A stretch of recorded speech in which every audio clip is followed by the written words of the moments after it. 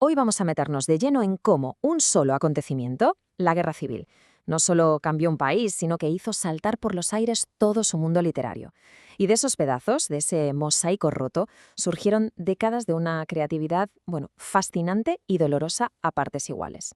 Y ojo, que no hablamos solo de un conflicto político o militar, no, fue un auténtico cataclismo cultural, una herida que partió en dos el alma de la literatura española.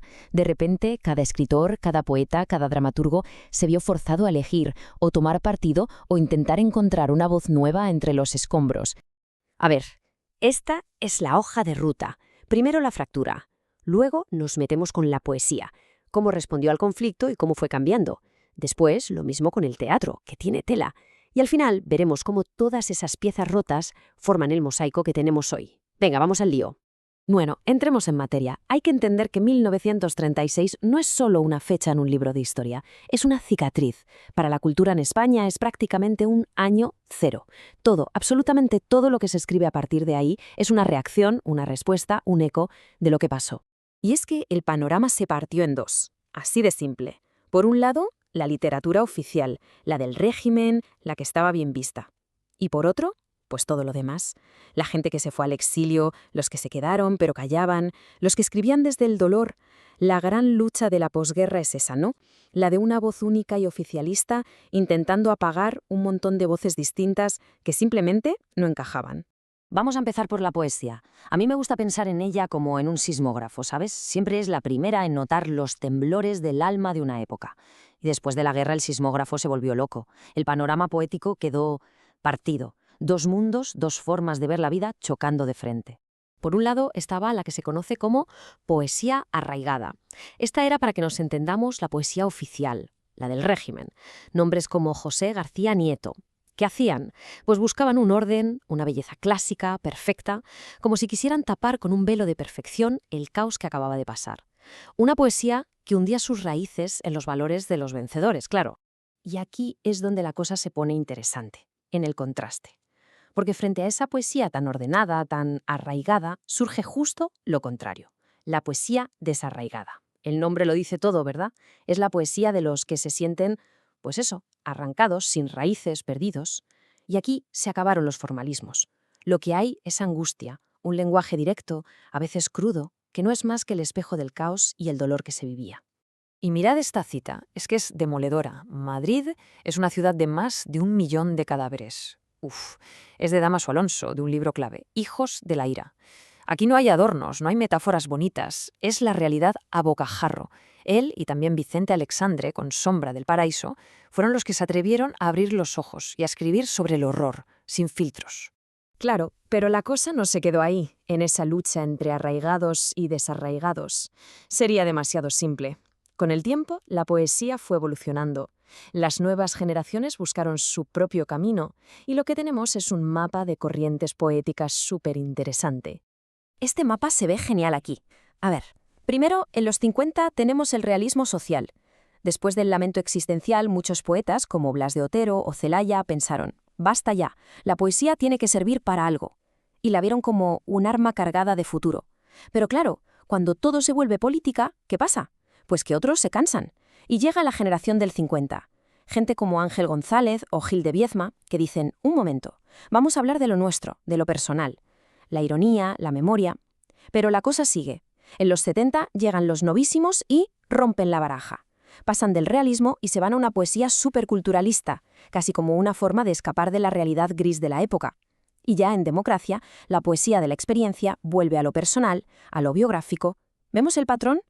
Cada movimiento es una respuesta, a veces un portazo al anterior. Aquí tenemos algunos de los nombres clave de esa época. Por un lado, la poesía social, con gigantes como Blas de Otero o Gabriel Celaya, que eran la voz de la conciencia de un pueblo. Pero fijémonos en el cambio de la generación del 50, que es brutal. En un país donde te decían lo que tenías que pensar, poetas como Ángel González o Jaime Gil de Ñanma deciden hablar de sus cosas, del recuerdo, del amor, del paso del tiempo. Es una forma de resistencia más íntima, más sutil. Pasan de hablar en nombre de un nosotros colectivo a hacerlo desde un yo lleno de dudas, de ironía, mucho más real en cierto modo. Bueno, vamos a aparcar un momento la poesía para meternos con el teatro, porque si los poemas eran el sismógrafo del alma, el escenario era el espejo de la sociedad, un espejo que, por supuesto, también estaba hecho añicos.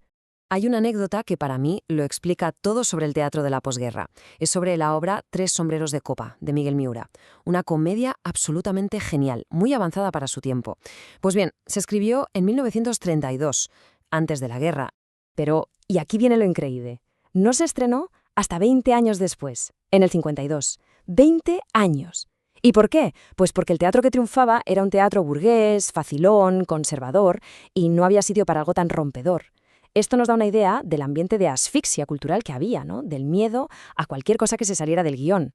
Pero bueno, no todo era comedia de salón. También había un teatro serio, un teatro con conciencia que intentaba sortear la censura como podía. Y aquí tenemos a dos pesos pesados que tomaron caminos totalmente opuestos. Por un lado, Antonio Buero Vallejo, que era el maestro del posibilismo. Su estrategia era, vale, trabajo dentro del sistema, pero voy a colar la crítica de forma sutil, con metáforas, para que el censor no se entere. Y por otro, Alfonso Sastre, que era todo lo contrario, el del imposibilismo. Él decía, ni hablar, yo no juego a este juego. Su teatro era un puñetazo en la mesa, una denuncia directa, aunque eso significara que casi nunca le dejaran estrenar. Dos formas de luchar, dos maneras de enfrentarse al poder, pero con la misma necesidad de contar la verdad. Conforme nos acercamos al final del franquismo, en los 60 y 70, el régimen empieza a hacer aguas, y el teatro se vuelve mucho más atrevido. Es como si se abriera una grieta y por ahí se colara una ola de experimentación que lo puso todo patas arriba. Era el momento de romperlo todo. Aquí vemos algunos de esos movimientos de ruptura. Y ojo, que no solo iban contra el régimen, iban también contra el teatro realista de Buero y compañía. Estaba el teatro pánico de Fernando Arrabal, una locura de absurdos ritos y símbolos, o el teatro furioso de Francisco Nieva, que era una pasada, una explosión de lenguaje barroco y transgresor. Y sobre todo, el teatro independiente. Grupos como Els Joglars, que revolucionaron la forma de crear. Ya no se trataba de que un autor escribiera un texto, sino que la obra nacía del grupo, de la improvisación. Vamos, una auténtica revolución escénica. Y bueno, llegamos ya al final de este viaje. Toda esa explosión de creatividad, esa lucha de voces que vimos nacer en los últimos años del franquismo, pues resulta que esa fue la semilla de la que ha brotado la escena teatral tan increíblemente rica que tenemos hoy. Claro, con la llegada de la democracia, todo ese talento acumulado por fin pudo salir a la luz sin miedo. La creación del Centro Dramático Nacional, por ejemplo, fue un empujón institucional importantísimo.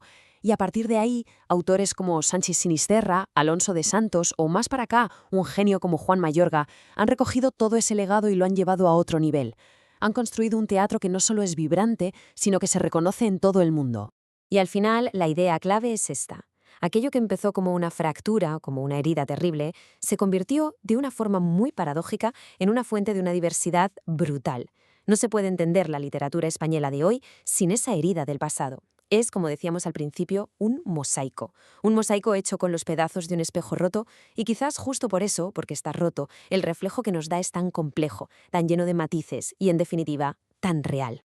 Y para terminar, ahí queda una pregunta en el aire. ¿Cómo es posible que de algo tan terrible como la represión y el trauma puedan hacer una creatividad tan potente, tan innovadora? Esa es la gran paradoja de la cultura española del siglo XX.